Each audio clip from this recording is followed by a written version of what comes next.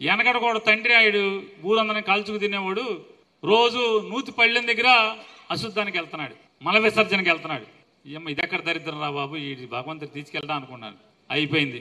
కొడుకు వచ్చాడు, పోన్లేరా బాబు ఈ బాధలు మనకు వెళ్ళి నూతి పళ్ళెం దగ్గర దరిద్రం చేసేది లేదులే అనుకుంటే కొడుకు వచ్చి సరాసరి నూతులోనే వెళ్తాం స్టార్ట్ చేశాడంట. అట్టా ఉంది ఈనాడు పేపర్ తంతు. సిగ్గు శరం లేకుండా వాళ్లే ఎంఆర్ఓ ఇళ్లు కలిసి పట్టాలు పంచిపెట్టారని రాస్తాడు 3 ఏళ్ల క్రితం. ఇవాళేమో దొంగ పట్టాలని చెప్పి రాస్తాడు. అన్నమే కదా తినేది. ప్రభుత్వం ఇచ్చిన ఇంటి స్థలాన్ని నిలుపుకోండి, తహసీల్దారు కమిషనరు పక్కన, నా పక్కన ఇళ్ల పట్టాలు పంచిపెడతారు, పక్కన మున్సిపల్ కమిషనర్ వీళ్ళందరూ కూడా ఉన్నారని ఇదే పేపరే.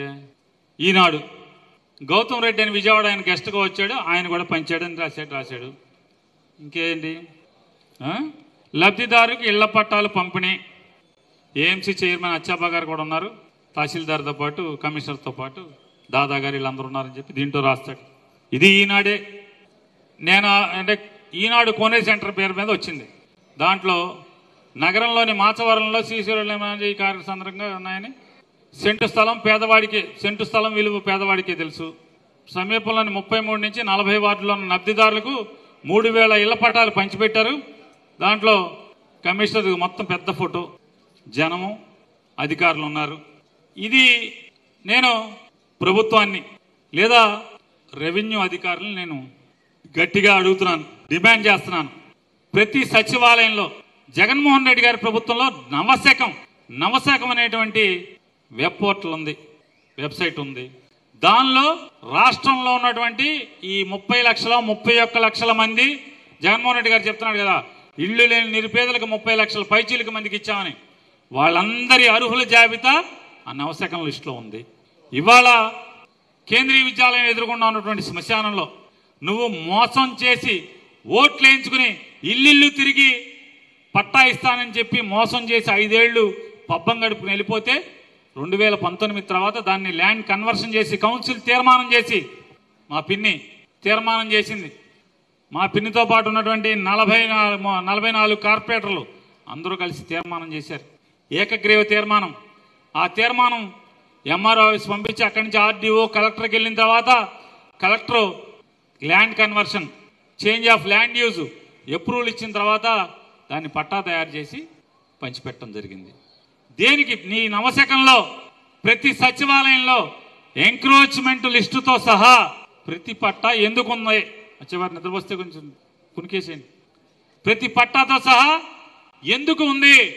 మన దొంగ పట్టాలు అయితే ఎందుకు అఫీషియల్గా నీ రెవెన్యూ రికార్డ్స్లో ప్రతి లబ్ధిదారుడి పేరు 20,000 పైచీలకు, మున్సిపాలిటీలో ఉన్న 20,000 పైచీలకు లబ్ధిదారులతో పాటుగా 819 ఎంక్రోచర్స్ లిస్టు కూడా ఎందుకు ఉంది? Regularisation of encroachment unobjectionable encroachments అనే ఒక నంబర్ ఇచ్చి ఎందుకు జరిగింది అని అడుగుతున్నా. ఎవడిచ్చాడు దొంగ పట్టాలు? ఎవడికేం అవసరం? నీ ఆఫీసులో ప్రింట్ అయ్యి వస్తాయి కదా, నీ ఆఫీసులో ప్రింట్ అయ్యి వచ్చి వాళ్లే కదా ఇచ్చింది. ఇవాళ ఎంత కిరాతకంగా రాస్తాడంటే రామోజీరావు గారి కొడుకు కిట్టు పంచిపెట్టా అంట, కిట్టు కూడా ముద్దాయిగా చేయాలంట. పంచిందంతా మిగిలిపోయినాయని వాలంటీర్లు తీసుకెళ్లి పంచారు. ఎంఆర్ ఆఫీసులో ఎన్నికల కోడ్ వచ్చే ముందు రిజిస్ట్రేషన్ స్టార్ట్ చేశారు. మీకు గుర్తుంటే ఎవరైనా గుర్తులేదో లేదో, రిజిస్ట్రేషన్ ఆఫ్ అంటే ఎన్నికి 10 సంవత్సరాలు అనుభవించిన తర్వాత నువ్వేవో దాన్ని అన్యాక్రాంతం చేయకుండా ఉంటే నీ సొంత ఆస్తి అవుతుంది అనే అగ్రిమెంట్ రిజిస్ట్రేషన్ కోసం అన్ని పట్టాలు రిజిస్టర్ ఆఫీస్కి వెళ్ళినాయి. ఈ 19,000 పట్టాలు కూడా రిజిస్టర్ ఆఫీస్కి పంపించారు. ఎంఆర్ ఆఫీస్ పంపిస్తే ఎంఆర్ఓ రిజిస్టారు కలిసి చేసినట్టున్నారు. అది కదా ఎలక్షన్ ముందు జరిగింది. ఎలక్షన్ కోడ్ వచ్చే ముందు అడావుడిగా ప్రభుత్వం రిజిస్ట్రేషన్ కదా చేసింది. అందరికి గుర్తే కదా, తెలియంది ఎవడికి? దాన్ని శివరామకృష్ణ గారు అని చెప్పని ఒక ఆర్డీఓ ఆఫీసులో పనిచేసేటువంటి అత్యంత లంచగొండి ఒకడు ఉన్నాడు, భయంకరమైన లంచగొండి. అప్పుడున్న అధికారులకు చెప్పా, ఈడే మీకు లంచాలు అలవాటు చేసి మీకు గోతులు తీస్తున్నాడని అప్పుడున్న ఆర్డీఓ కూడా చెప్పాను.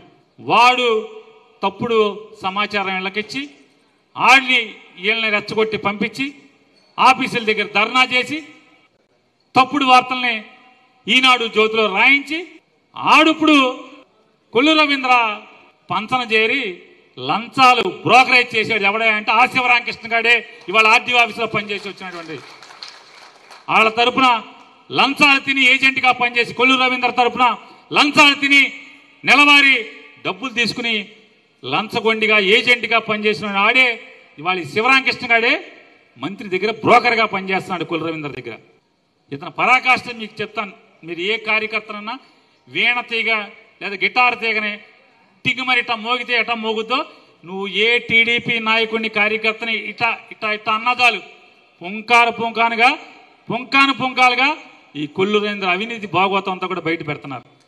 కొల్లు రవీంద్ర మంత్రిగా ఉన్నప్పుడు, కొనకల నారాయణ ఎంపీగా ఉన్నప్పుడు పైపుల పని తీసుకుని నా వర్క్ తీసుకుని పనిచేసేసి బిల్లు దిక్కి కమిషనర్ దగ్గరికి వెళ్ళారు. ఇప్పుడున్నాడు కమిషనర్ ఒకడు ఉన్నాడు కదా, 3 మొక్కలు. ఆ కమిషనర్ దగ్గరికి వెళ్తే మంత్రి గారు కానీ మేడం గారు కానీ చెప్తే చెక్కు రాసేస్తానండి అని చెప్పాయంట. సరాసరి బండి వేసుకుని మంత్రి గారి ఇంటికి వచ్చేసారు. మంత్రి గారి ఇంటికి వస్తే మంత్రి గారి ఇంటికాడ ఆయన లేడు, ఉండాల్సిన వాళ్ళు ఉన్నారు. ఏమండి ఇట్లా మీరు చెప్తే చెక్కు రాస్తా అంటున్నాడు కమిషనర్ అని చెప్పారు. ఓకే అలాగే ఫోన్ చేస్తానని ఉన్నోళ్ళు లోపలికి వెళ్ళారు. వెంటనే మన బోకర్ శివరామకృష్ణ గారు వచ్చాడు బయటికి. ఈయనేమనుకున్నాడు, నేను అసలు ఎప్పటి నుంచో అసలు మామూలుగా కొల్లు రవీంద్ర రాకముందు నుంచి నేను జెండా మోస్తున్నాను, సేవలు చేస్తున్నాను, నాకు అసలు ఎదురు ఉండదని ఈయన అనుకున్నాడు. ఈ బోకర్ శివరామకృష్ణ గారు బయటకు వచ్చి 2% కొడితే ఫోన్ చేస్తా అన్నారు, క్యాష్ కొట్టమన్నాడు. ఈడు మామూలుగా ఈడు చచ్చిపోయాడు. పక్కన పోజ్ ఇస్తాక పక్కన కూడా ఉన్నాడు. పోనీ ఎవడో లేకపోతే సరిపెట్టుకునేవాడు. వెంటనే గబగబా ఇంటికి వెళ్ళి తీసుకొచ్చి ఆ 2% ₹1,00,000 ఇచ్చి ఫోన్ కొట్టించుకుని చెక్కు తీసుకున్నారు. ఇంతకన్నా దౌర్భాగ్యం రాజకీయాల్లో ఏ కార్యకర్త కన్నా వస్తుందా చెప్పండి మీరు? ఇవాళ ఇంత పచ్చి దగా అవినీతి ఎవడన్నా చేస్తాడా?